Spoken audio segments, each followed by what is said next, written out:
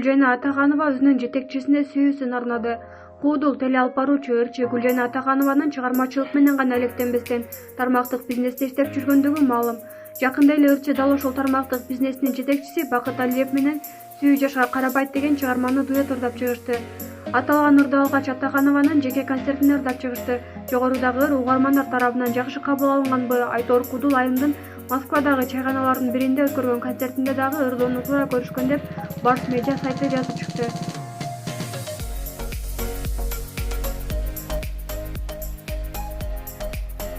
Асель Кадырбекованын жатак бөлмөсүнүн ортосундагы труба талкууга түштү. Белгилүү ырчы Асель Кадырбекова өзүнүн жеке баракчасына жөн гана өзүнүн жатак бөлмөсүнөн түшкөн сүрөтү менен бөлүшөрү менен хейтерлер терс маанидеги түрдүү пикирлерди калтырып, ар тараптуу сынга алууга түштү.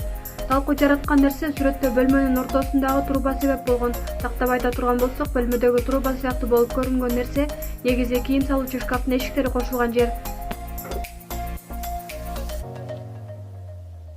Бирок көпчүлүк аны труба деп кабыл алып, ортодогу жакты трубаны эмнеге ортого койгонсуңар, узун труба эмнеге коюлган деген өңдүү одоно суроолорду жазып калтырышты. Албетте баарын туура түшүнгөндөр ал труба эмес экенин түшүндүрүп беришти.